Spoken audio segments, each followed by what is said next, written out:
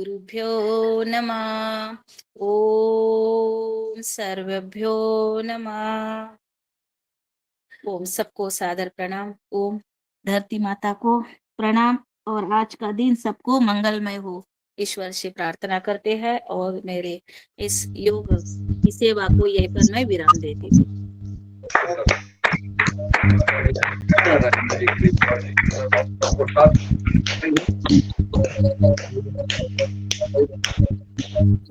बहुत सुंदर कक्षा, बहुत बढ़िया।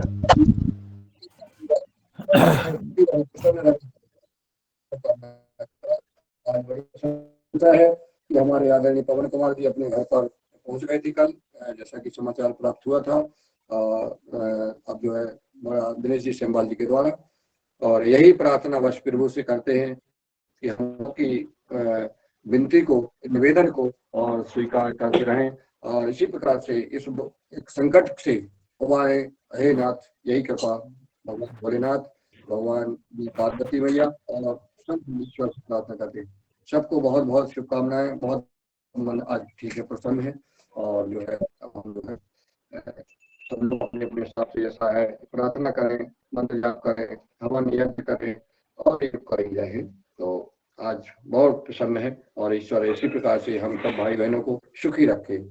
ओ प्रणाम। महाशिवरात्रि की सबको हार्दिक शुभकामनाएं। और जैसा कि आदरणीय पवन कुमार सर अब घर पर शिफ्ट हो गए, तो उनके स्वास्थ्य के लिए और अब हम आज भोले शंकर की प्रार्थना और करेंगे, जल्दी से जल्दी हमारे बीच में आ जाए। और आगे मैं अगला सत्र आदरणीय रमेश चंद्र मेहरा जी भाई साहब को सौंप रही हूँ। हमारे मुख्य वक्ता को आमंत्रित करेंगे और चर्चा को आगे बढ़ाएंगे। जी ओम, सदन को नमन। आज की हमारी योगाहार कक्षा बहुत अच्छी रही और बहुत सुंदर तरीके से आपने कराया। आज के मुख्य वक्ता आदरणीय शरद वर्मा जी को नियुक्त किया गया था, परंतु मैंने अभी उनसे संपर्क करने का प्रयास किया तो उनका मोबाइल जो है वो स्विच ऑफ आ रहा है। तो मैं अब कृषि पर ही चर्चा थी जी। आज ऐसा कर लेते हैं जी कि आज जो है महाशिवरात्रि है और उसमें भजन कीर्तन भी हो सकते हैं और इस महाशिवरात्रि पर भी चर्चा हो सकती है।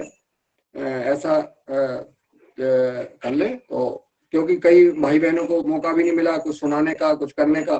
तो जो कोई मंत्र सुना सकता है, कोई की स्तुति सुना सकता है, कोई गीत गा सकता है, कोई भजन गा सकता है। आज चूंकि प्रसन्नता का दिन है, महाशिवरात्रि है, भगवान भोलेनाथ की विवाह हो रहा है, तो इस पर भी कार्यक्रम करा है जी।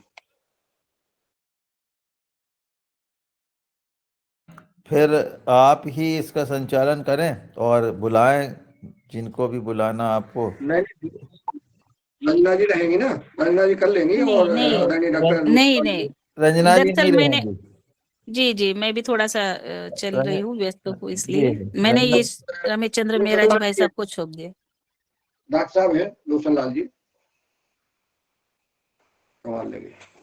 शरद भैया जुड़ आदरणीय चुके डॉक्टर हैं, आ शरद भैया गए। जुड़ चुके हैं। शरद शरद वर्मा भैया जी से, हाँ शरद भैया जुड़ चुके हैं जी। तो आदरणीय वर्मा जी आए और आज जो आपको दायित्व दिया गया है उसका निर्वाह करें। वैसे अभी हमारे आदरणीय यादव जी का कहना है कि आज भगवान भोलेनाथ के विषय में ही चर्चा हो, पर विषय कृषि का रखा था, तो जैसा सदन चाहे वैसा आप उसको आगे बढ़ाएं आदरणीय वर्मा जी। नहीं, कल करेंगे हम चर्चा, जो अब कल भी रहेगी। महाशिवरात्रि का पर्व अभी 2 दिन है, तो आज शरद भैया को सुनेंगे। सदन को कोटि कोटि प्रणाम। आज सभी को शिवरात्रि की बहुत सारी शुभकामनाएं। और सूचना मिली कि हमारे पवन सर काफी ठीक हैं और बहुत बहुत जल्दी वो अपने सामने आएंगे।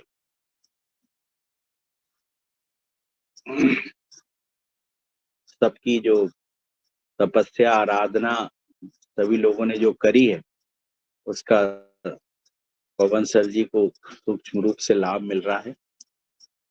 आज का जो चैप्टर है वो जेबी के ऊपर दिया गया मुझे। कहते हैं कि नर्मदा जी के, गंगा जी के हर कंकर में शंकर विराजमान होते हैं। ऐसे ही हमारी धरती माँ की पूरी जो जमीन है, उसकी जो मिट्टी है, मिट्टी के में जो कंकर हैं, वो शंकर के रूप में ही है। और शंकर हमारी धरती माँ के कण कण में विराजमान है। और हम लोग उससे ही सब, धरती माँ से ही हमारा अनाज का उत्पादन करते हैं, जिससे समस्त मानव प्राणी के आहार की व्यवस्था होती है। जैविक तौर पे अगर बहुत अच्छी इंस्टीट्यूट देखे जाए तो हमारे यहाँ जो बनखेड़ी है, काफी अच्छी जैविक के ऊपर खेती कर रहा है वो। और वहाँ के जो साइंटिस्ट हैं काफी अच्छा अनुभव रखते हैं। मेरा काफी उनके पास से अनुभव लिया मैंने। तो बनखेड़ी में अगर कोई जैविक के रूप में अगर कोई भी सीखना चाहे तो वहां से बहुत अच्छा जैविक की खेती के विषय में नॉलेज ले सकता है। उन लोगों ने जो अपना 70 एकड़ का एक फॉर्म है उनका, उसमें पूरा 4 इंची पाइपलाइन लगाई हुई है, जिसमें सैलरी पूरे खेत में जब गोबर गैस से निकलती है और बनती है तो मड पंप लगाया हुआ है वहां से। और उन्होंने 1 एकड़ के 4 हिस्सों में उनको बांटा है। और हर हिस्से में वो सैलरी पानी के साथ मिक्स होके जाती है। जिस समय भी उनका खेत खाली होता है तो वो उस चीज को चलाते हैं खेत। अभी उन्होंने ट्रायल बतौर पे सारी चीजें उसमें लिखी है कि इसमें इतने लीटर, 1000 लीटर हमने 1 एकड़ में गो अमृतम दिया, तो उसमें गेहूं ऐसा है। और सारे अलग अलग उन्होंने सारे जो प्रोडक्ट हैं अपने जैविक का, जीव अमृत, गो अमृतम, सारे अलग अलग डाले हैं। और सभी के विषय में उन्होंने प्लॉट वाइज लगाया हुआ है। और पूर्णतः जैविक है। वहां पे तकरीबन 10 साल से कभी डीएपी, यूरिया कभी नहीं आई वहां पे। और वहां की जो वो है 1 से ऊपर है वहां का कार्बन। वहां पे की जो सॉइल है बहुत अच्छी नहीं है। सैंडी सॉइल होने के कारण काफी दिक्कतें भी आती हैं। लेकिन वैज्ञानिक तो वैज्ञानिक ही होता है। उन्होंने पूरा अपना जोर लगा के उसको पूर्णतः जैविक फॉर्म बना के रखा हुआ है। और आज वहां पे बहुत सारी चीजें, सब्जियां जैविक, पूरे अनाज जैविक, तुअर की दाल जैविक, सारी चीजें वहां पे हो रही हैं। और वो खुद भी अपना ट्राइकोडर्मा, बबेरिया सब खुद बनाते हैं वो। अभी उन्होंने मशरूम की भी लैब डाली है, जिसमें वो मशरूम का बहुत अच्छा उत्पादन कर रहे हैं। वहां के आसपास के किसानों को काफी नॉलेज मिलने से काफी उधर के क्षेत्र में काफी प्रोग्रेस आई है।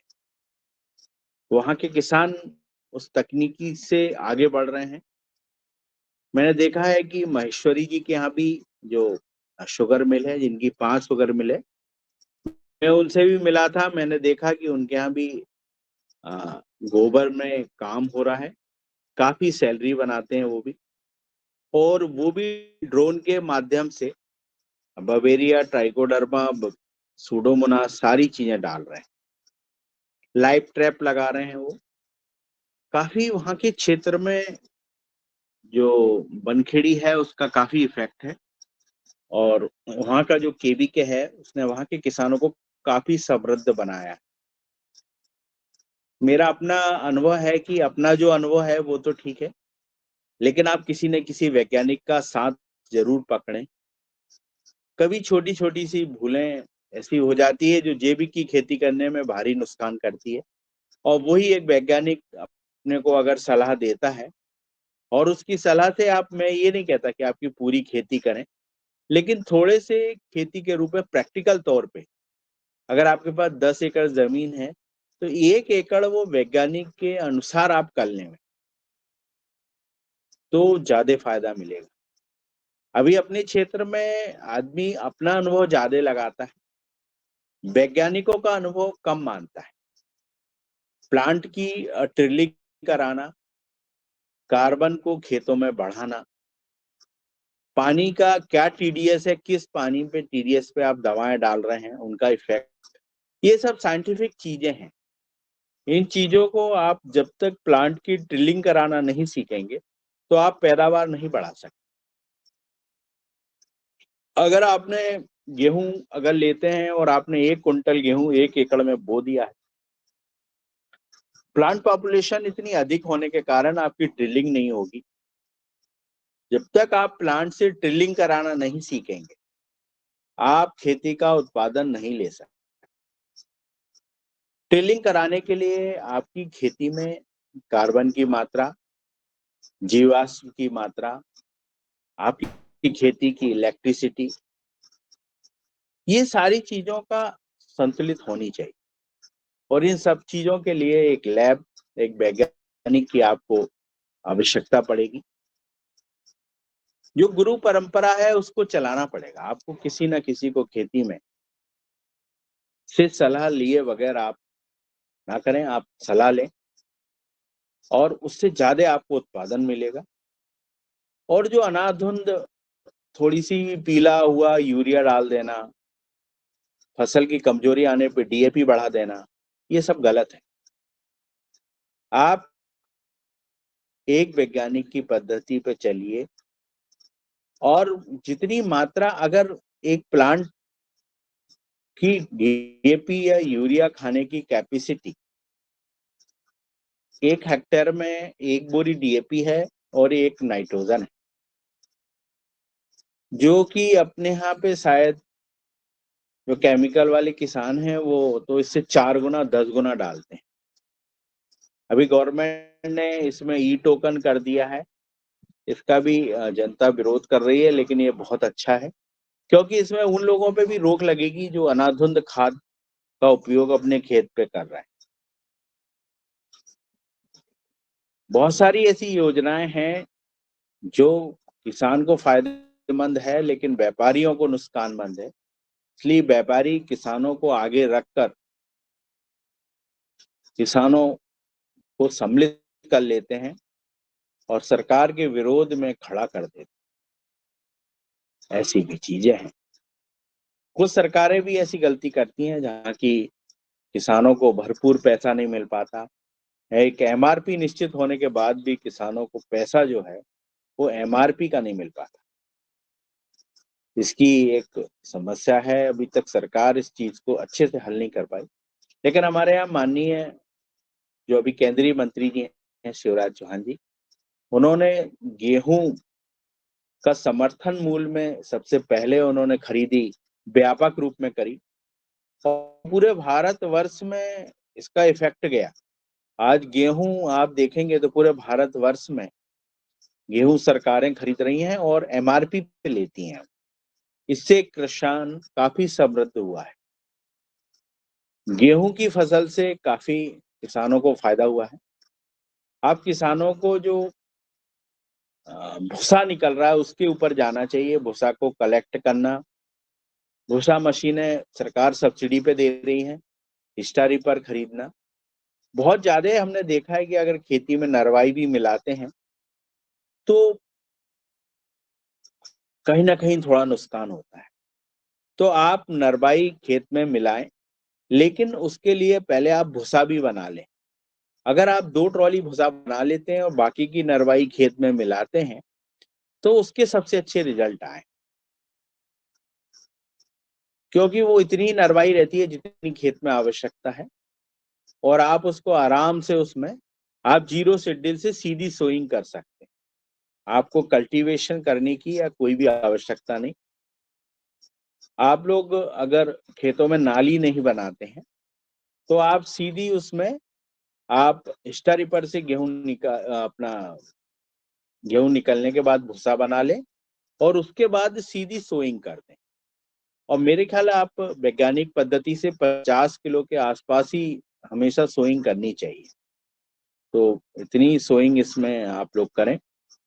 गेहूं का जो बीज का है चुनाव बहुत अच्छा होना चाहिए। बहुत सारे साथी हमारे ऐसे हैं जो बीज का चुनाव अच्छा नहीं कर पाते। उन्हें बीडर बीज से अपना 1 एकड़ का खेत बीडर बीज बो के बीज बनाना सीखना चाहिए, ना कि पूरे खेत का बीज खरीदना सीखना चाहिए। 1 एकड़ का बीडर बीज सरकार देती है। हमेशा 1 एकड़ में अपना बीडर बीज बोले हुए उससे उसका जो पैदावार है उसका बीज वो बना के रखे। अगर एक ही क्षेत्र में खेत है तो थोड़ा दूर वाले खेत में उसकी सोइंग करें जिससे अल्टी पल्टी हो जाए। और उस खेत का बीज जब वो फाउंडेशन में आ जाएगा, F1 F2 बन जाएगा, तो वो F2 की कंडीशन में जाकर बहुत अच्छी एवरेज देता है। उसके दानों का जो वजन आता है, जैसे अपन लोकबन चलता था तो 1000 दानों का 43 ग्राम वजन आता था। बहुत अच्छी वैरायटी आप देखेंगे अभी जो 1650 करके वैरायटी आई है उसका लगभग 52 ग्राम वजन है। बहुत सारी वैरायटियां हैं जिनके की वेट के अनुसार अगर आप 1000 दानों का देखते हैं तो उनका वेट बहुत अच्छा आता है। वेट अगर गेहूं में कम होने में हमने देखा है कि जिनकी पत्तियां बाली आने के पहले ही अगर सूखने लगती हैं, उनमें कोई डिसीज लगी हुई है, तो वहां पे अगर आपने पहले से ही सूडोमोनास का स्प्रे किया हुआ है तो उसका लाभ मिलता है। लेकिन अगर बीमारी आने के बाद अगर कोई आदमी डालता है तो उतना लाभ नहीं मिलता।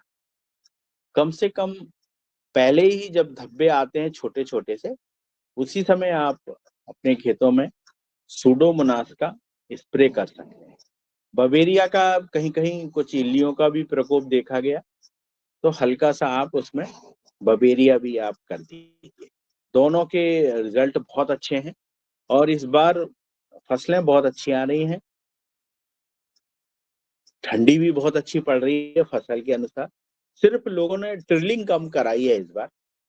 ये गेहूं में ट्रिलिंग का मेन देखा है कि जो 1.5-2 इंच से नीचे अगर डालता है किसान गेहूं की सोइंग करते समय, तो उस प्लांट की ट्रिलिंग नहीं होती। आपको ये ध्यान रखना है कि आपका सीड कितने नीचे जा रहा है। अगर आपका सीड 2 इंच से नीचे जाता है तो वो ट्रिलिंग नहीं करता। इस बात का आपको ध्यान रखना पड़ेगा। और अगर आप ट्रिलिंग नहीं करा पाते तो फिर आपकी एवरेज गेहूं की नहीं आती। अगर आप जैविक रूप में कर रहे हैं तो और कम गेहूं बोएं। मेरे ख्याल से फिर आपको 21 किलो गेहूं बोना चाहिए और उसकी बार बार आपको गुड़ाई करनी चाहिए। और गुड़ाई करने के बाद उसकी जब ट्रिलिंग आप करेंगे तो लगभग आपका जो केमिकल वाला गेहूं है उससे डबल ट्रिलिंग आती है उसकी। जितनी अधिक आप ट्रिलिंग कराएंगे और ट्रिलिंग आप सीख जाएंगे तो आपकी एवरेज बहुत अच्छी आएगी गेहूं।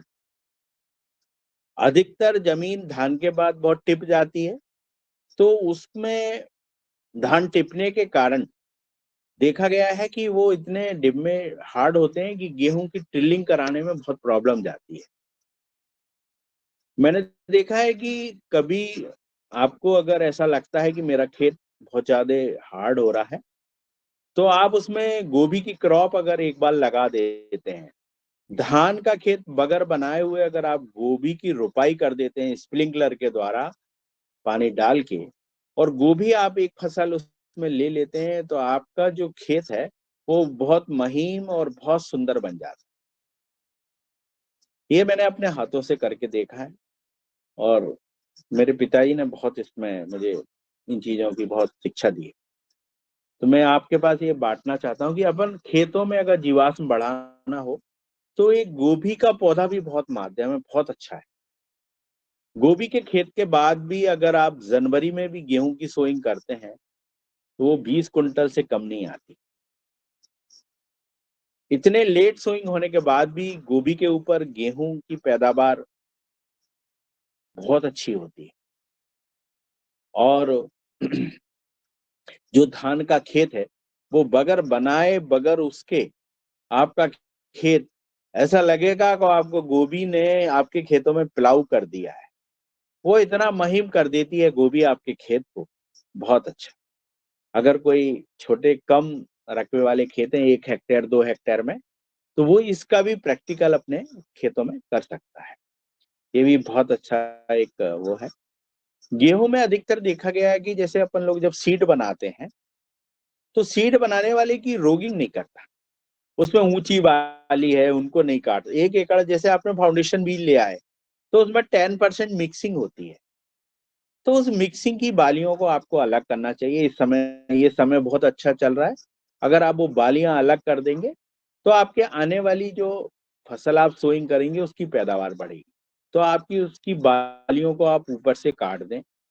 बहुत सारी बालियां झुकी हुई आती हैं, आपने देखा होगा खेत में, तो झुकी हुई बालियों को भी आप अपने बीज में से जो बीज बना रहे हैं आप उसके निकालिए। बीज बनाने में मैंने देखा है कि भाई लोग मेहनत नहीं करते, सिर्फ वो बीज खरीदना जानते हैं। अब बीज बनाना सीख गए ना, आपकी जो लागत है वो बहुत कम हो जाएगी। तो आपको बीज बनाना भी आना चाहिए। तो आप जब आप किसी केवीके से या वैज्ञानिक से जुड़ जाएंगे या कृषि विभाग के माध्यम से, जब आप अपने खेत में बीडर बोते हैं, फाउंडेशन बनाना सीखेंगे, कैसे हम लोग 50 किलो बीज की ड्रिलिंग ज्यादा कराएंगे, मुड़ी हुई बालियों को अलग करना, ऊंची हुई बालियों को अलग करना, वो आप सीखेंगे। बालियां करके उसकी अच्छे से उस गेहूं को थोड़ा ज्यादा पकने दें। जब बहुत अच्छा पक जाएगा तो आप उस गेहूं की अलग से कटाई करिए। अगर हार्वेस्टर है तो पहले से एक राउंड चला के उसको साफ कर लीजिए, उसके बाद उसको फिर काटिए। गेहूं जब आपका कट जाता है तो उसको अच्छी धूप में सुखाइए, उसको अलग से, क्योंकि एक नमी वाला हार्वेस्टर जो है वो थोड़ी नमी वाला गेहूं काटता है। तो आप उसको अच्छे से सुखा लीजिए। वो जब सूखने के बाद जो है वो बीज आपका बहुत बन जाएगा। आप उसकी 40-40 किलो की बोरियां, जो टाट वाली बोरियां होती हैं, उनमें आप भरिएगा। थोड़ा सा गैप रखिएगा क्योंकि गेहूं का वजन बढ़ता है। अगर आपने 40 किलो का गेहूं रखा है तो वो लगभग 41 किलो गेहूं आपको मिलेगा ऑटोमेटिक। 1 किलो गेहूं आपका बारिश के बाद बढ़ा हुआ नजर आएगा। ये भी बहुत बड़ी विशेषता है। और गेहूं में आप अपने देखिए, एक मुट्ठी दाने को आप सोइंग करके देखिए कितने दाने उग रहे हैं। अगर आपके दाने का परसेंटेज कम उग रहा है तो वो चेक करिए क्यों है। उसके बाद आप अपने को लगता है कि इसको भाई ग्रेडिंग करना चाहिए तो बीज की ग्रेडिंग कर लीजिए। फिर आपको उसमें कंकड़ पत्थर हो तो डी स्टोनर लगा लीजिए, कटे फटे हो तो ग्रेविटी से डाल दीजिए। जब आपके दाने बढ़िया निकल आए तो आप बोरे भर के उस बीज को बढ़िया स्वच्छ में, आपकी जो गोडाउन है वो नमी दीवालों में है तो उसको वहां पे ना रखिए, सेंटर में रखिए बीज में। जो दूसरा गेहूं आपको बेचने वाला है वो आसपास रख दीजिए, और जो बीज वाला गेहूं है उसको बीच में रखिए। कई बार किसान से भाई से गलती हो जाती है कि वो दीवार से टिका के रख देते हैं, तो वो नमी खींच के उतने गेहूं की जो है परसेंटेज कम आती है। तो आप रखिए। आपका स्टैक जो होता है जब लगाते हैं अपन बोरियों का, तो वो आपका 7 से 8 का स्टैक होना चाहिए। ऐसा नहीं कि आपने 15 बोरी एक के ऊपर एक रख दी। क्या होता है, नीचे का जनरेशन कम होगा आपका। तो आपको वो भी ध्यान रखना पड़ेगा कि हम कितनी बोरियों का स्टैक लगा रहे हैं। स्टैक लगाइए अपनी। अगर आपका बीज है तो उसमें बराबर एक आप टैगिंग करिए, उसमें अपने वैरायटी का नाम, जिससे कभी मिक्स ना हो, तो वो वैरायटियों का नाम लिखिए और उसको सुरक्षित रख दीजिए। जब भी आपको मौका मिले तो आप उसको घुन वगैरह आप चेक करते रहिए और उसमें आपकी दवाओं का आप उपयोग करिए, जिससे आपको घुन ना लगे आपके बीज में। और वो बीज जो आप बाजार से 5 से 6 हजार रुपए कुंटल खरीदते हैं, वही वाला बीज आपका तैयार हो जाएगा। और आपका बनाया हुआ बीज से आप जब पैदावार निकालेंगे तो आपको बहुत खुशी होगी कि मैंने अपने बनाए हुए बीज से ये पैदावार ली है। तो ये गेहूं की एक फसल है, और इसमें आपके खेत में आप संतुलित खाद डालिए। अगर आपके खेत में लग रहा है आपको जैविक करना है, तो उन्होंने बताया कि आपको 30 कुंटल करीब आपको वर्मी डालनी पड़ेगी, या गोबर की खाद अगर आप डालते हैं तो आपको लगभग 5 ट्रॉली गोबर की खाद आपको डालनी पड़ेगी। उसके बाद भी अगर आपके पास खाद कम है तो बहुत सारी वैरायटियों का अनाज मिला लीजिए, जो आपकी 11 से अधिक वैरायटी होनी चाहिए। उनका अगर आप खेत में सोइंग कर देते हैं, पानी डाल के उनको 2-2 इंच का करके और उनको खेत में मिला देते हैं, तो ये खाद की मात्रा आपकी आधी हो जाती है। इसमें अगर आप ढैंचा सन का उपयोग अगर करेंगे तो भी आपकी जो खाद है वो आपकी आधी हो जाएगी। आप आधी होने के बाद आप 2 बोरी प्रोम से आपकी खेत की सोइंग कर सकते हैं आप, और सोइंग करने पे आप ट्रिलिंग पे विशेष ध्यान दीजिएगा। इस प्रकार से आप जैविक और जो केमिकल वाले हैं वो अपनी केमिकल में 1 बोरी डीएपी और 1 बोरी यूरिया का उपयोग करना चाहिए उनको, तो वो उनको संतुलित उनकी पैदावार आएगी। क्योंकि खेत के अंदर अगर आप पर्याप्त खाने को नहीं देंगे प्लांट को, तो भी आपकी पैदावार कम आएगी। ये चीजें आपको काफी ध्यान रखना। कभी अब किसी के कोई क्वेश्चन हो तो बताएं। ओम, दादू का हैंड रेज हुआ है।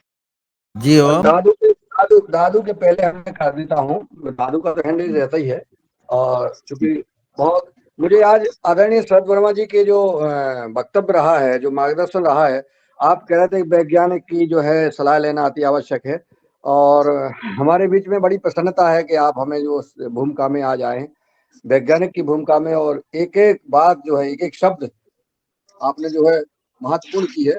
और क्योंकि आपने जो बनखेड़ी का स्पष्ट जो है मार्गदर्शन दिया है, बनखेड़ी आपके साथ हम जब गए थे तो वहाँ घी जो है गर्म हो रहा था, अपन बाहर खड़े थे, तो घी की कितनी भव्य खुशबू आ रही थी। उस दिन खुशबू लेके ही आप प्रसन्न हो गए थे।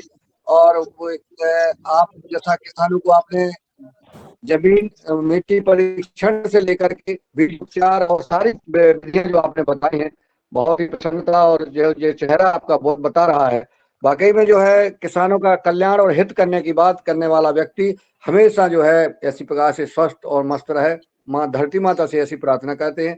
किसान भाई निश्चित आदरणीय शरद वर्मा जी के मार्गदर्शन के अनुसार अगर खेती करते हैं तो हम मानते हैं कि हमारी प्राकृतिक और जैविक खेती का जो कार्यक्रम है वो निश्चित सफल होगा। आज इस पर चर्चा कर लेते हैं। जिन भाइयों को कोई मन में अगर कोई ऐसा विचार अगर आता है कि हमारा कम उपज होती है, फिर हमारा रकबा क्यों नहीं बढ़ता है, उसका कारण क्या है, स्पष्ट शब्दों में आज आदरणीय शरद वर्मा जी से सवाल करें और निश्चित मन बना लें कि हमें अपना रकबा प्राकृतिक जैविक खेती का बढ़ाना है और 100% हमें प्राकृतिक जैविक खेती करना है। जी धन्यवाद। ओम जी, बहुत अच्छा मुनीलाल सर, आपका मार्गदर्शन हमें मिलते रहता है। और खेती एक ऐसा है अथाह सागर है, आपको हमेशा हो सकता है आपका कर्मचारी भी सिखा दे, तो सीखने वाला जो दरवाजा है किसान का वो हमेशा खुला रहना चाहिए। और मेरी एक और, ऐसे इतनी उम्र नहीं है पर मैं एक सीख और देना चाहता हूँ। अगर आप अपनी धर्म पत्नी को अगर आपने खेत पे ले जाना सीख जाएं तो आपकी पैदावार 5 कुंटल जरूर बढ़ेगी। ये मेरा चैलेंज है, आप आज लिख के रख लीजिए। अगर आपकी धर्म पत्नी आपके खेत में जाती है, अगर आपका 5 कुंटल एवरेज नहीं बढ़ जाए तो आप मुझे बताइए, उसे निरंतर ले जाइए। वो लक्ष्मी है, आपके खेत में जाएगी तो आपकी पैदावार अवश्य बढ़ेगी। ये बिल्कुल पक्का है। मेरी माँ ने भी खेती करी है, मेरी पत्नी भी खेती करी। इस बात का मैं सबसे कहूंगा कि आप अवश्य अपने परिवार को खेती में शामिल करिए। खेती में जाने के बाद एक असर अलग आता है, जब माताओं बहनों के पैर जब खेती पे पड़ते हैं, बहुत सारी ऐसी चीजें जो अपनी आंखों से अछूती रह जाती हैं और वो उस प्रॉब्लम को मिनटों में दूर करती हैं। ये मैंने देखा है। जी ओ प्रणाम। जी आज से हमने जो है प्रण लिया है कि हमारे यहाँ बोर्ड लग जाएगा, नो एंट्री रासायनिक फर्टिलाइजर, किसी भी मेरी 1 भी इंच जमीन में फर्टिलाइजर का प्रवेश वर्जित है, वो होगा चाहे कुछ भी हो। दूसरा आपने कहा है, निश्चित हम जो है हमारी जो है श्रीमती जी सुन रही हैं और उन्होंने सहमति दी है आपके कहने पर कि हम जरूर जो है खेती पर आपके साथ चला करेंगे। गाय माता की गौशाला में चला करेंगे, जहाँ जो है गाय की सेवा करते हैं वहां भी, और खेती में भी हम चलेंगे। तो आज से मुझे बहुत जो है आपके इस वक्तव्य से लाभ मिला है और मैंने प्रण ले लिया, संकल्प ले लिया है कि हम जो है निश्चित आपके अनुसार ऐसे ही करेंगे। जी ओम। जी जी दादू तो बताइए। मेरी अनुमति है। हाँ दादू बताइए। दादू दादू स्वागत है आदरणीय मेहरा जी। जी ओम। तो मेरा निवेदन संचालन ये है भैया, संचालन संचालन भी आप ही करेंगे दादू, संचालन आप करेंगे। अभी वर्तमान में मूंग का सीजन आ रहा है जी और एक 15-20 दिन बाद मूंग लगने लगेगी, तो मूंग इस के पर आप खेती के थोड़ा लिए, मार्गदर्शन दें। जी ओम। जी जी जी, मूंग की खेती के लिए सबसे अच्छा, अभी बहुत अच्छा दादू ने जिक्र किया है। और मूंग की फसल के लिए समय आ रहा है। तो सबसे पहले वही मैं कहूंगा कि आपका बीज अगर तैयार है तो सबसे पहले बीज को तैयार करें, क्योंकि अधिकतर किसान बीज के लिए बाजार में ढूंढता है कि बीज, मेरा खेत जैविक है, मेरा शरीर पूरा जैविक है, लेकिन मैं बीज केमिकल वाला लाके बो रहा हूँ। उस चीज पे भी आपको ध्यान रखना पड़ेगा कि केमिकल वाला बीज आप जैविक जमीन में बो रहे हो, जिसकी रासायनिक है, जिसकी मुर्गा खाने की आदत है, उसको आप सब्जी खिला रहे हो, कैसे होगा? वो चीज आपको सीखनी पड़ेगी। आपको जैविक बीज है, आपका खेत अगर आपका ऑर्गेनिक खेत है तो आपको जैविक बीज ढूंढना पड़ेगा। सबसे पहले आप जैविक बीज अपना अच्छा ढूंढिए और उसको सोइंग करिए। दूसरा, जैसे अभी बनखेड़ी में किसी भाई को चाहिए हो तो वहां से बीज मिल सकता है। अभी से बुकिंग करें अपने बीज की, अभी से संपर्क करें तो उनको बढ़िया बीज अपना जैविक मिल जाएगा। दूसरा, दादू ने कहा कि बहुत सारी बीमारियां ऐसी आती हैं। मेरा ये मानना है कि देखिए, आप अगर केमिकल डालते हैं आपके खेत में तो आपको इल्लियों का बहुत ज्यादा आपको लड़ना पड़ेगा।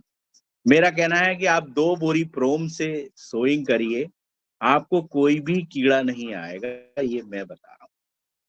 आप 2 बोरी प्रति एकड़ से सोइंग करके देखिए। 1 एकड़ में प्रैक्टिकल करो। मेरा ये नहीं मानना है कि पूरी खेती में आप बो दो, फिर आप कहो कि साहब मेरे को इतना नुकसान हो गया। आपकी सॉइल आपने टेस्ट अगर करा ली है, मिट्टी परीक्षण, अगर आप ऐसे तो हर 6 महीने में मिट्टी परीक्षण आपको कराना चाहिए, फिर भी आपकी मिट्टी का परीक्षण कर लें। अगर आपका कार्बन %0.5 से ऊपर है तो फिर आपको प्रोम फायदा करेगा। अगर आपका %0.5 से भी कम कार्बन है तो फिर कोई फायदा होने वाला नहीं है। आपको फिर 3 साल वाला जो फार्मूला गवर्नमेंट का है कि आप डीएपी की बोरी 1 डाल रहे हैं तो 10 किलो कम करिए, हर साल 10-10 किलो कम करिए, उसके बाद उसको लाइए। वो वैसे ही है जैसे किसी को वाइन अगर पीने वाले आदमी की दारू आप कैसे छुड़ाओगे? तो वो छुड़ाने के लिए आपको क्या करना पड़ेगा कि भैया उन्होंने कहा एक काम करो, उसको टॉफी खिला दो, उसको, जो उसके ब्लड अल्कोहल ही हो जाता है, तो उसको दूर करने के लिए आपको प्रयत्न करना पड़ेगा। ऐसे आपकी जमीन अगर बहुत ज्यादा रासायनिक हो गई है, 50-50 %0.5 से भी कम कार्बन हो गया है, तो फिर आपके खेतों में आपको अभी तो केमिकल से ही पैदा करना पड़ेगा। तो आप अपनी जमीन का पहले तो टेस्ट करावें। अगर आपका 1 के आसपास है, उन्होंने कहा भैया मेरा 0.80 है, 0.79 है, तो भी आपका जैविक में आप प्रोम से बोनी करेंगे तो बहुत अच्छी होगी। और अगर आपका कार्बन आधा से कम है तो आप फिर केमिकल में जाना पड़ेगा। और केमिकल से कम मतलब धीरे धीरे आप 3 साल में उसको कम करिए, तो फिर आपकी धीरे धीरे धीरे धीरे आपका कार्बन भी बढ़ जाएगा। तो आपको कार्बन बढ़ाने के लिए फिर मेहनत करनी पड़ेगी अतिरिक्त। दूसरा, अभी आपने देखा होगा गेहूं का फसल में अंतिम पानी चल रहा है, तो मेरा बहुत गुजारिश है कि सभी लोग मेटाराइजिम और जो है बबेरिया, दोनों आसपास आप खेतों में चल दें। आपके स्प्रिंकलर लगे हुए हैं, अगर आप बेंचुरी से दे रहे हैं तो बेंचुरी से दे दें, और नहीं तो आप रेत में मिला के, गोबर की खाद में मिला के, गोली बना के अपनी मेड़ों के किनारे किनारे आप बबेरिया और आपका मेटाराइजिम का आप स्प्रे कर दीजिए, जिससे जो साइड में संकी पड़ी हुई हैं मेड़ों में, जो आपकी मेड़ें बहुत गंदी हैं, उन मेड़ों में पंखियों ने अपना घर बना लिया है, जो आने वाली फसल की संतति पैदा करेगी। तो पहले आपको वहां घर उनके हटाने पड़ेंगे। सबसे पहले आप आसपास की पंखियों का घर हटाएं। अभी से आप लाइव ट्रैप का उपयोग करने लगे, ये नहीं कि मूंग में इल्ली आ गई उस दिन आप फेरोमोन ट्रैप ढूंढ रहे घर में, अरे यार बायर नहीं मिल रहा, हमारा तो फेरोमोन ट्रैप का बल्ब नहीं मिल रहा, वो काम गड़बड़ है साहब, वो नहीं चलेगा। आप तो आज गेहूं कटने वाला है, आप तो आज से ही फेरोमोन ट्रैप के जिस खेतों में आपको मूंग लगानी है अभी से उनकी पंखियों को कैद करने लग जाओ आप। उसके बाद आपको सोलर ट्रैप आ गए वो लगा लो, और उन इल्लियों के फेरोमोन आ गए हैं, फेरोमोन कैप लेके फेरोमोन ट्रैप लगा लो। 1 एकड़ में उन्होंने कहा 10 है, मेरा कहना है कि आप 4 भी लगा लोगे तो आपको पंखियां कंट्रोल हो जाएंगी। वहां से आप कंट्रोलिंग चालू करें तो वहां से आपको बहुत फायदा मिलेगा। आपकी मेड़ों में आप स्प्रे कर दें, अगर नहीं आप है तो आपकी मेड़ों में आप पंप में 1 लीटर दवा लेके, एक बवेरिया ले लो 1 लीटर, 1 लीटर आपका मेटाराइजिम ले लो, और 1 एकड़ में अगर 4 पंप डालते हो आप मेड़ों में तो 4 पंप में उसको डिवाइड कर लो कि भैया मैं 250 ml 4 पंप बना रहा हूँ तो अपना 250 ml डाल लो। अगर आप कहते कि नहीं साहब मैं इतने, जितना आप पंप बना सकते हो, मतलब 2 पंप डाल रहे हो तो उतना उसको करके आपकी मेड़ों में स्प्रे अवश्य कर, क्योंकि हमने देखा है कि मेड़ों में अगर आपने कंट्रोल किया तो आपकी जो इल्लियां हैं बहुत सारी कंट्रोल हो जाती। या आसपास कोई खाली जगह पड़ी है आपकी बहुत सारी, आपने देखा कि हमारे एक खेत के बाद दूसरे खेत में एक नाला है नीचे बहुत बड़ा, जहाँ पे बेसरम लगी हुई है और बहुत बड़ा एक एरिया खाली पड़ा हुआ है, तो वहां कभी कोई, तो वहां पे आपको बवेरिया की थोड़ी सी गोबर की गोलियां बना के अगर आप फेंक दोगे तो वो वहां पे जो जिनने घर बनाया हुआ है तो वहां से वो घर की मात्राएं कम होगी, उसके बाद आपकी जो मूंग में आने वाली इल्लियों की मात्राएं कम होगी। उसके बाद आपके मूंग का बीज पे आया, बीज की आप बढ़िया अच्छी धूप में उसको सुखा लीजिए। बीज आपके अगर घर का है तो बढ़िया उसको देख लीजिए, कोई ग्रेडिंग की जरूरत है, डी स्टोनर लगा लीजिए, ग्रेविटी कर लीजिए, सारा बीज आपका तैयार हो जाए। फिर आप अपने खेतों में बीज, अपने घर पे बीज उगा के देख लीजिए कितना % उग रहा है। फिर आपकी बीज की सोइंग आप करेंगे। सोइंग करेंगे तो आप सीड ट्रीटमेंट पहले करिए। सीड ट्रीटमेंट में अगर आपके पास जो हमारे सर ने नीम तेल और ऑयल दिया है, अगर उसको हल्का सा अपन लगा देते हैं तो शुरू में लगने वाली जो 10 दिन में जो इल्लियां हैं वो नहीं लगती। सीड ट्रीटमेंट पे आप बहुत ध्यान दीजिए। सीड ट्रीटमेंट पे आदमी ध्यान ही नहीं देता है, वो बहुत आवश्यक है सीड ट्रीटमेंट आपका। आप उसमें सूडोमोनास और अपने ट्राइकोडर्मा दोनों का आप उसमें बढ़िया से लेप करिए, आप हल्का हल्का लगा दीजिए। और जो नीम ऑयल जो सर दे रहे हैं, नीम ऑयल और करंज ऑयल मिलके है वो, उस ऑयल को भी हल्का हल्का अगर आप लगा देते हैं तो आपको शुरू के 15 दिन आपको इल्लियों से सुरक्षित मिलती है। उसके बाद आपके जो लाइव ट्रैप है उनमें देखिए आपकी पंखियां किस टाइप की पंखियां आ रही हैं। आपको सबसे पहले पंखियां दिख जाएंगी, ये वाली पंखियां जो है वो छिटके वाली व्हाइट कलर की लंबी सी सूंड होती, सफेद कलर की, वो आ रही है। आप समझ लीजिए कि नीम का तेल का स्प्रे का समय आ गया है, आप कर दीजिए। क्योंकि जब इल्लियां आपके लाइव ट्रैप में पकड़ाती हैं वो बता देती हैं कि अब इसका प्रकोप आने वाला है, लेकिन आप जब देखते हो जब तक तो इल्ली आ चुकती है। लेकिन वो इल्लियां अगर आपकी लाइव ट्रैप में आ रही है तो आप लाइव ट्रैप की इल्लियां देखते हुए अपनी दवाओं का चुनाव करें, कौन सा आपको क्या करना है। आप अगर जैविक में जा रहे हो तो जैविक के जो स्प्रे होते हैं वो हर हफ्ते लगते हैं, इसलिए जैविक काम थोड़ा सा महंगा पड़ता है। लेकिन अगर आप सरपत्ती काढ़ा आपने बनाया है, बहुत अच्छा उसमें काम करता है, 1 हफ्ते तक बढ़िया काम करता है, तो आप उसका स्प्रे करिएगा। आपके पौधे में अगर आपने किसी भी मात्रा में यूरिया डाला है और डीएपी डालना है, फिर आपका जो है वो जैविक से कंट्रोल करने की आप कोशिश करोगे तो वो नहीं होगा, क्योंकि उसके पौधे में जो रस है उसमें नाइट्रोजन की मात्रा ज्यादा है। तो नाइट्रोजन अगर ज्यादा होता है तो फिर इल्लियों का प्रकोप आता है। तो आप उसके लिए क्या करिए, 4 लाइन आप डीएपी और की आप एक किनारे पे बो दीजिए, जिससे सारी पंखियां वहां पे इल्ली अट्रैक्ट होंगे। और उनमें 4 लाइनों की आप भले आप उसको मिक्स कर देना आप खेत में, लेकिन उन 4 में अगर आप कोई भी जहरीली चीज डालते हैं तो उनमें सारी पंखी आपकी आकर्षित होगी। आप बाकी में आपने प्रोम डाला हुआ है, मान लो आपका 10 एकड़ खेत है, आपकी हवा चल रही है पूर्व से पश्चिम, ठीक है ना? तो आप पश्चिम में आप 4 लाइन किनारे आपका केमिकल वाली आप बो लीजिए थोड़ी सी, और उसमें आप नाइट्रोजन, अगर आपका आपने नैनो यूरिया है तो उसका स्प्रे कर दीजिए। उसमें सारी पंखी सारी उसी में आ जाएगी और फिर उन पंखियों को मार लीजिए। बाकी का आपका जो खेत है 9 एकड़ वो सुरक्षित हो जाएगा, 9.5 एकड़, और 9.5 एकड़ आपका जैविक है। तो आप कीड़े को आकर्षित करने का भी एक वो कर सकते हैं। ज्यादातर व्हाइट फ्लाई आती है, आपने देखा होगा, तो उसके लिए आप 2 लाइन भिंडी की लगा लो। भिंडी में आप कोई दवाएं मत डालिए, पूरी व्हाइट फ्लाई आपकी भिंडी पे आ जाएगी। ये देखिए, आप भिंडी पे व्हाइट फ्लाई को बुला लोगे तो आपकी मूंग सुरक्षित हो जाएगी। उनको खाने का भिंडी मिल गया, आपको मूंग मिल गई। तो ये भी आप कर सकते हैं। उनका जो खाने का है वो एक साइड में लगा दो आप, तो वो खा लेते हैं और आप इधर से अपना बच जाते हो। ये चीजें भी आपको ध्यान रखनी पड़ेगी। पूर्व दिशा में जिधर है आपके अगर गेंदे के पेड़ लगे हुए हैं तो वो ज्यादा सुरक्षित होते हैं। उनकी भी खुशबू से, आपका तुलसी के पेड़ लगे हुए हैं तो इनकी हवाओं के जाने से भी आपके कीड़े कम होते हैं। अगर आप अग्निहोत्र करते हैं तो पूर्व दिशा की ओर करें, तो जिससे आपका क्या होगा कि पूरा खेत में वो आपका अग्निहोत्र का जो धुआं है वो पूरे खेत में फैले। और उस समय आप जो है आम की जो लकड़ियां अपन, अगर आप आम की लकड़ी की आहुति उसमें देते हैं तो उससे वायरस रहित होती है, वो वायरस नहीं आता है।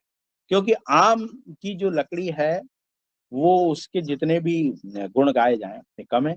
इसलिए अपने खेतों में देसी आम के पेड़ अवश्य लगावें।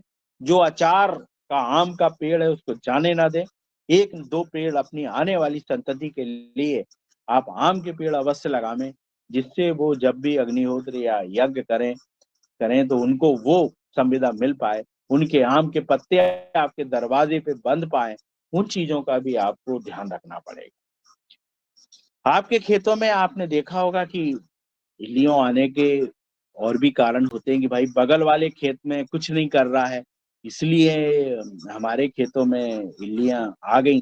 अब पड़ोसी के खेत को, लेकिन अपना बवेरिया मेटाराइजिम एक ऐसी चीज है कि मैंने देखा है कि जब अपने खेत में डालते हैं तो आस-पास के खेतों में वो ऑटोमेटिक फैल जाता है। जो इल्लियां संक्रमित होती हैं, पंखियां होती हैं, वो साइड वाले किसान के खेत में भी जाती हैं, तो उनके यहाँ भी वो संक्रमित होती है। अपने अगल-बगल के किसानों को जागृत अगर आप करेंगे और उनको भी आप बवेरिया मेटाराइजिम की सलाह दे के उनके डलवाएंगे और उनको आप बगैर कॉस्ट के अगर डलवा देंगे, तो आपका खेत और भी सुरक्षित होगा।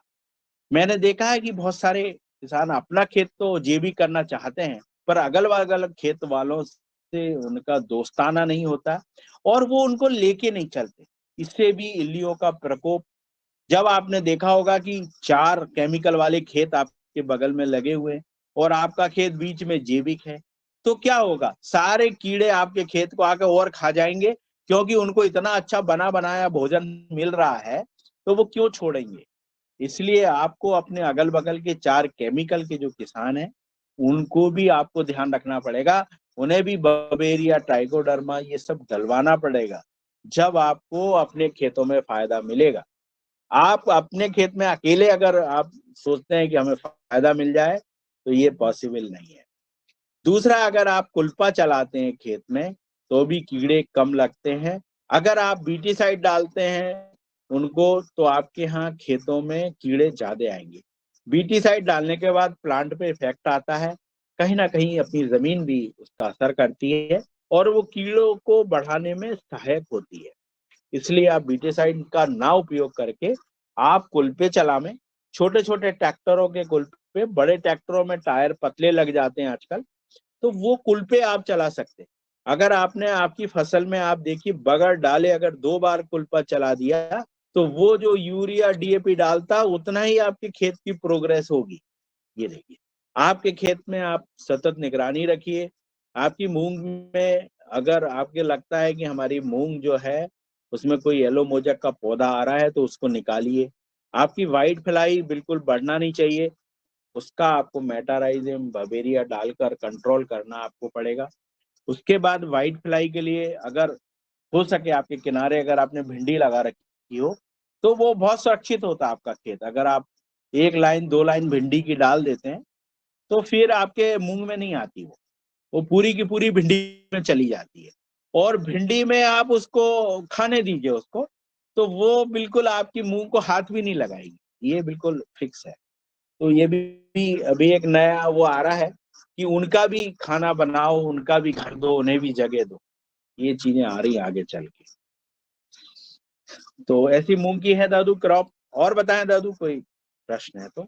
जी ओम, बहुत सुंदर भैया आपने जो बताया है, बहुत अच्छी जानकारी मिली, बहुत बहुत बधाई। कल हम लोग बनखेड़ी के तरफ ही गए थे, मैं था, आज साथ में आदरणीय नारायण मीना जी थे। तो कल हमने जो बायोडाइजेस्टर के संबंध में एक जानकारी लेने के लिए गए थे।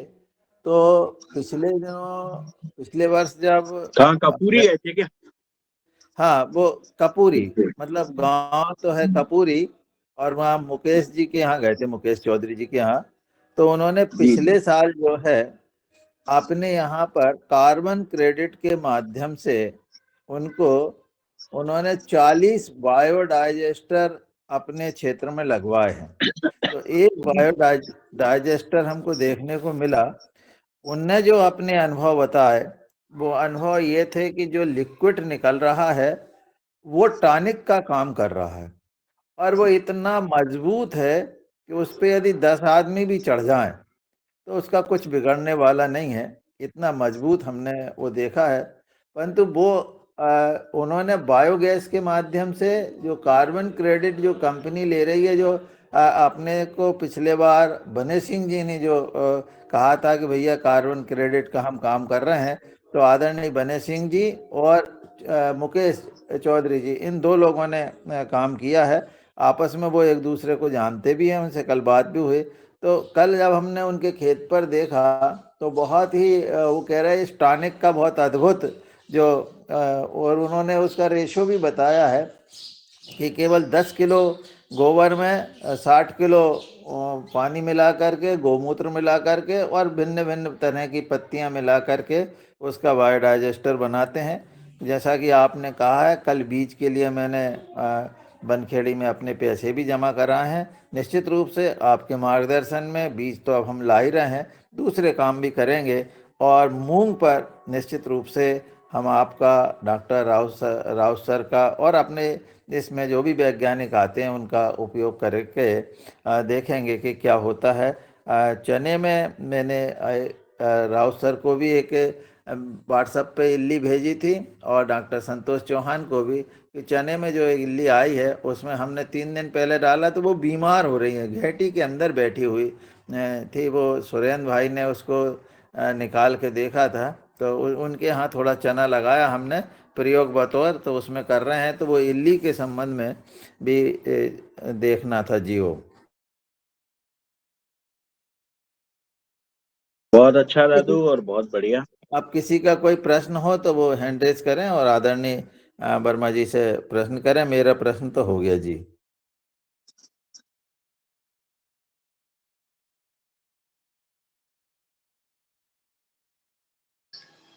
मेरा जी, हाँ जी। मूंग जी, अपन गए थे, जैसे कपूरी गए थे कल शाम को अपन, तो उनका पूरा जैसे उनका 4 बायोडाइजेस्टर 4 लगाए उनके ऊपर। गोबर बायोगैस का भी एक वो डाइजेस्टर अलग लगाया है उन्होंने, और उसी से कंसल्ट उनके बायोडाइजेस्टर जो है लिक्विड वाले, वो भी उसी से कंसल्ट है पूरे।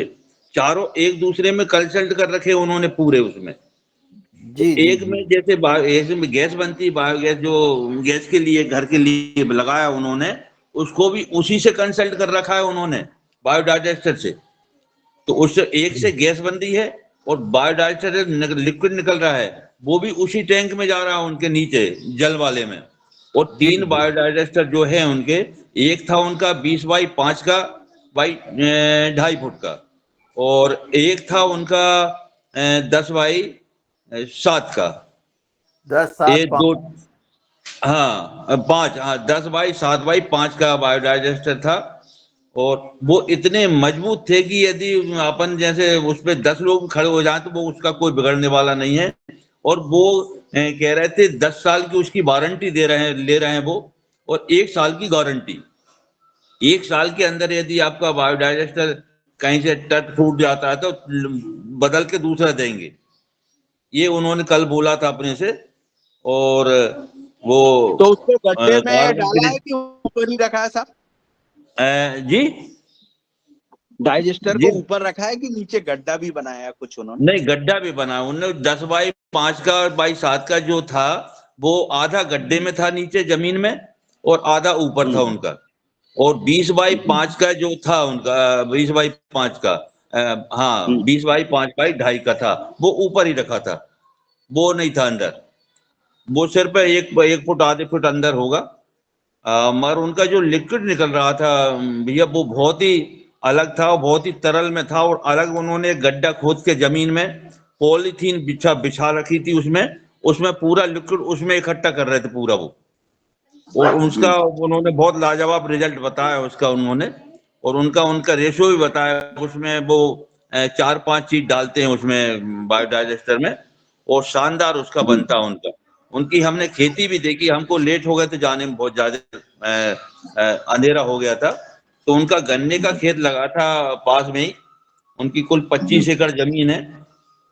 और गन्ने के खेत में उन्होंने सोयाबीन क्रॉप लगा रखी है पूरे गन्ने को बीच में। और ड्रिप सिस्टम पूरे गन्ने के खेत में उनका लगा हुआ है। तो उनका सोयाबीन भी लाजवाब था पूरा। और पूरी खेती वो जैविक कर रहे हैं, पूरी खेती। जी। और इतना शानदार उन्होंने बताया कि भैया इतना शानदार रिजल्ट मिलता है इसका लिक्विड का मिला है। इसके 0 बजट खेती है उनकी पूरी। हम कोई भी सामान बाहर से मार्केट से नहीं खरीद रहे, ये उनका कहना था। तो बायोडाइजेस्टर के लिए हमने उनसे आग्रह भी किया भैया ये पूरा हम सभी लेना चाहते हैं इसका बीआरसी के माध्यम से। तो उन्होंने ये बोला कि अभी आपको 10-12 दिन रुकना पड़ेगा, 2-4 दिन में हम पूछ के गुजरात से हम आपको बता देंगे। तो वो अपने लिए 2-4 दिन में अपने लिए इसकी सूचना देंगे। और बहुत अच्छे थे वो। जी हो। बायोडाइजेस्टर क्या होता है?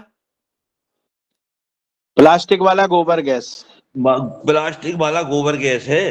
तो ओके, बायोडाइजेस्टर वो समझ तो गया, गोबर समझ गैस गया। ही मान के चलो। क्योंकि बायोडाइजेस्टर में जो लिक्विड निकलता है उसमें पानी की मात्रा ज्यादा रहती, गोबर की मात्रा कम रहती। और बायोगैस जो रहता है उसमें गोबर की मात्रा ज्यादा रहती, पानी की मात्रा कम रहती है। ये मैंने रहता है उसमें और कुछ। मैंने अपने यहाँ भी लगा रखा है। लेकिन हमारे यहाँ जी क्या होता है, कभी कभी गैस उसकी ज्यादा बन जाती है तो वो फिर फूट जाता है, तो उसको फिर पंचर बनवाना पड़ता है। तो ये एक प्रॉब्लम उसमें आती है। इससे बचने के लिए अपने को कुछ उसमें ऐसा सॉल्यूशन नहीं करना पड़ेगा कि जब गैस ज्यादा बन जाए बहुत, तो नहीं, वो फिर उन्होंने उसको उसके कहीं ना कहीं स्टोर। लिए गैस के लिए भैया उसमें उन्होंने क्या किया, वो बायोडाइजेस्टर में ऊपर से एक नली रख रखी, बिल्कुल ऊपर से गैस के लिए निकलने के लिए ऊपर से। नहीं नहीं, नली बायोडाइजेस्टर तो ऊपर से। रहती है, वो तो आती है। जैसे किचन में जी नली आ रही, लेकिन फिर भी गैस अगर ज्यादा बन जाए ना तो वो हो जाता है बस। हमारे नहीं यहाँ लगा वो हुआ है, किचन तो वो क्या नहीं, बस्ट हो जाता है। किचन में नली आ रही वो तो अलग है। मगर उन्होंने एक नली अलग से लगा रखी है। वो बायोडाइजेस्टर पास में पानी की बाल्टी रखी है। वो नली पानी की बाल्टी में डूबी हुई है। यदि गैस ज्यादा हो जाती है तो वो गैस वो उसमें निकल जाती है पूरी। अच्छा अच्छा अच्छा अच्छा। हाँ, ये उन्होंने लगा रखा उसमें। उसमें एरोबिक है फटने भैया। टूटने का कोई है। ये एरोबिक होने के कारण ऑक्सीजन नहीं जाना चाहिए, इसलिए पानी में डुबा के रखा है उन्होंने, क्योंकि हाँ ऑक्सीजन अंदर नहीं जाना चाहिए। एक पहली बात है। और दूसरा, आपके यहाँ जो लगा है वो डोम साइड है, वो डोम साइड नहीं है, वो जमीन के अच्छा, अंदर वाला है। आपके यहाँ जो ऊपर वाला है, ऊपर गैस इकट्ठी होती है। हाँ ऊपर होती है, हाँ हाँ। हाँ, तो वो मतलब उसमें भिन्नता है। आपके ऊपर गैस इकट्ठी होती है, वो फूल जाता है। इनका ऐसा फूलने का नहीं है। इनका जो है वो नीचे ही है। और जब गैस होती है तो गैस का उपयोग करते हैं वो। और जो जो बायोडाइजेस्टर हम जो लिक्विड के लिए बना रहा है, उसमें ज़्यादा गैस बनती नहीं है, वो बहुत कम गैस बनती है। इसमें सब लिक्विड लिक्विड निकलता है। तो हाँ, वो बनखेड़ी गोबर में लगा है दादू, वो काले कलर का एक वहाँ पे। हाँ, कहाँ? बनखेड़ी में अपने बनखेड़ी में जो KBK लगा वो भी जो है ना भैया, वो गोबर गैस जैसा ही है, वो उसमें लिक्विड उतना नहीं निकलता, अपन ने देखा उसको, और उसका वो प्रोम बना रहे हैं, है ना। हाँ हाँ इस, इसमें क्या है, गोबर की मात्रा बहुत कम है। पहले गोबर डालते हैं, चावल डालते हैं, आलू डालते हैं, इस तरह से, और भिन्न भिन्न तरह की पत्तियां, इसमें पत्तियों का उपयोग ज्यादा होता है। तो जो भी हमारे कूड़ा कचरा है ये भी उसमें सब जाता है, और वो सब होता है। ऐसे उसकी प्रक्रिया है जी। हो हमने आपको काफी याद किया था भैया कल, मैंने की शरद भैया यदि होते साथ में तो और कुछ, मतलब बहुत लेट हो गए थे हम पहुंचने में, तो आप जी यदि जी। साथ में होते तो बहुत कुछ अपने वहां मिलता देखने को, और रात हो गए थे। चाहो तो अपन दिन के चल सकते हैं नहीं, कभी भी। वो मुकेश जुड़ा हुआ है हमारे से, वो कॉलेज वगैरह जाता है उसके यहाँ पे, और जी काफी दिन से। हाँ जी, नहीं बहुत अच्छा लगा। उनके खाद भी बना रहे हैं वो अलग से, जैसे उसमें बर्मी पे खाद बना रहे हैं, उसमें पोटाश भी उन्होंने मिला रखा है, और दादू, एक चीज और क्या मिला रखी है, वो दादू उसको 8 बहुत बज गया, अच्छा। समापन। जी हो, मैंने कहा समापन करें क्या दादू, हो गया 8 बज गया। जी जी जी, अगर बिल्कुल कोई कर लो। प्रश्न हो तो देख लो, नहीं तो फिर समापन करें। तो अब मैं समापन के लिए आदरणीय अशोक तो पटेल जी भैया को वो बोलने। आज जैसे अपन समापन कर रहे हैं मेरा जिसका, मतलब वो पवन सर के लिए जो अपन ने कल की थी कि महामृत्युंजय मंत्र का रात को जाप करने हैं, और अभी इसमें मैसेज भी डाला था कि उसके पहले भी अपन 2 मिनट या 5 मिनट आज भी मंत्र जाप कर सकते हैं, और रात्रि को तो करना ही है अपने लिए। चाहो तो रात को एक लिंक डाल सकते हो उसमें सभी के लिए, उसी के लिए।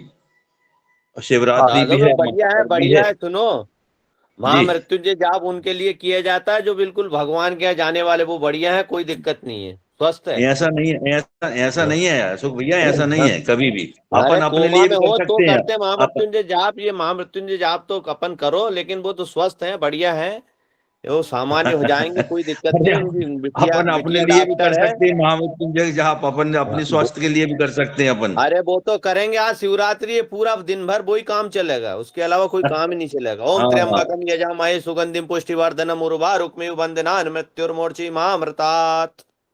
जी। ये ये महामृत्युंजय मंत्र नहीं है, ये मृत्युंजय मंत्र है ये। तो महामृत्युंजय पढ़ के सुना दो।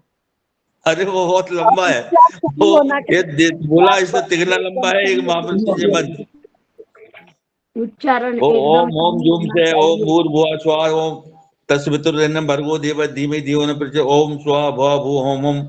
ये है वो फिर उसमें मृत्युंजय मंत्र जुड़ता है, और फिर आखिरी में यही आता है, ये होता है पूरा महामृत्युंजय मंत्र। तो ये आता ही नहीं है हमको, तो हम कहाँ से चलिए कर लेंगे। चलिए, अच्छा, अब वो क्या है, अशोक भैया मैटर को खींच लेते हैं हमेशा। मुन्नीलाल सर, हाँ मुन्नीलाल सर, पापा जी सुना रहे हैं, आप सुनिए। जी जी जी जी। पापा जी को प्रणाम बोलिएगा। सारे सदन को मेरा प्रणाम। प्रणाम प्रणाम। शिव जी के पूजन के भजन पूजन में मैं कुछ 2-4 लाइनें बोलता हूँ, आपको अगर पसंद आए तो सुनिए। कर्पूर गौरम करुणावतारम संसार सारम भुजगेंद्र हारम सदा वसंतं हृदयारविंदे भवं भवानी सहितं नमामि। नमामि शमीशान निर्वाण रूपं विभुं व्यापकं ब्रह्म वेद स्वरूपं निजं निर्गुणं निर्विकल्पं निरीहं चिदाकाशमाकाशमूलं तुरीयम् चलत्कुण्डलं भ्रूसुनेत्रं विशालं प्रसन्नाननं नीलकण्ठं दयालम् मृगाधीशचर्माम्बरं मुण्डमालं प्रियं शङ्करं सर्वनाथं भजामि। बहुत सुंदर बहुत सुंदर, सादर प्रणाम और आनंद आ गया। आज दर्शन भी हो गया पापा जी के। बहुत धन्यवाद। कल हेमंत भैया से भी चर्चा होती रहती है। तो आपके दो अनमोल रतन हैं। आपका आशीर्वाद, माता जी का आपका आशीर्वाद हमेशा इसी प्रकार से हम सब पर बना रहे जैसा और चूंकि आपका तो सब पर रहता ही है। धरती माता को सजो दिया आपने और इतने जो है हम सबको मार्गदर्शन दे रहे हैं। सद भैया निश्चित विकास कर रहे हैं। आपका आशीर्वाद इसी प्रकार से माता पिता का सब पर बने रहे और महाशिवरात्रि की हार्दिक बधाई और शुभकामनाएं। सबको सादर प्रणाम। आज के कार्यक्रम को यहीं विराम देते हैं और आज के हमारे चीफ शरद गेस्ट भैया, हमारे शरद सर भैया, वर्मा जी और ओम शरद भैया को एक रिक्वेस्ट थी। शरद भैया, ओम जी आपने बोला ना कि हमारी लक्ष्मी खेत में जानी चाहिए आपके साथ। वो आपके विचार इतने अच्छे हैं। तो मेरी रिक्वेस्ट है आपको आज शिवरात्रि के दिन आपके वाणी में इतना सामर्थ्य है कि उसका वॉइस रिकॉर्डिंग छोटा छोटा करके डालो ना, वो हम प्रसारित करेंगे तो लोगों के मन में मुझे तो लगता है 100 में से 10 को प्रेरणा मिले ना तो कार्य बहुत आगे बढ़ेगा। हमारा तो विचार है ना जैविक और बिना रासायनिक खेती को आगे बढ़ाना। तो आपके वाणी से वो बहुत प्रसारित होगा क्योंकि प्रणाली बहन उसमें जी, बहुत सामर्थ्य है। ओम ओम प्रणाली बहन जी, इनकी ओम इनकी बोलो। इनकी लक्ष्मी जी अभी योगा कार्यक्रम में कहाँ इनके साथ दिखी हैं? अभी रुक जाओ, पहले लक्ष्मी जी को तो नहीं, दिखने दो। ये वो खेत पे खेत जाती में हैं, जाती ट्रैक्टर है ना, चलाती हैं, उन्होंने हार्वेस्टर। बोला उनके साथ खेत में जाती है, इसके कारण उनका खेत दाम दुप्पट हो रहा है। दर्शन तो वो सही है, दे दें कम से कम सही है। योगहार में। जब योगहार में भी जब दर्शन जब दें वो। मुन्नीलाल हाँ सर, हाँ जी मुन्नीलाल सर, ये मेरी माँ बैठी हैं जी दर्शन जी, के लिए। वाह। ये माता जी को खेत में ही बहुत बहुत रहती है और प्रणाम। खेत में ही जाती है। बिल्कुल, ये तो जाती है वो रोज। हम जाते हमसे हैं नहीं कि जीत पाओगे, मान जाओ आप।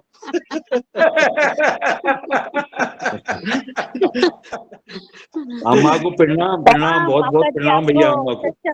सचत नमन, बहुत प्रणाम बहुत बहुत प्रणाम माता माता जी। जी, बहुत बहुत प्रणाम आपके हाँ, चरणों में प्रणाम, बहुत बहुत प्रणाम। हाँ, खुश रहो बेटा, सब लोग खुश रहो। बहुत बढ़िया। आपने जो है उस समय इतनी उच्च शिक्षा प्राप्त करके और खेती में पापा जी का साथ दिया है। ये आप तो वाकई में, जैसा सद भैया कह रहे थे, लक्ष्मी वाकई में आप धरती माता के रूप में हम लोगों को जो है आशीर्वाद दे रही है।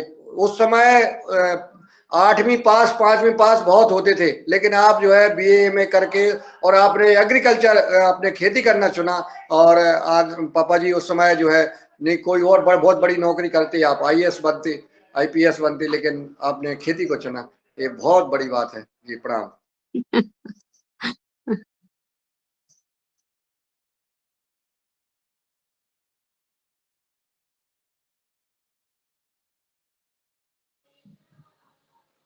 सम-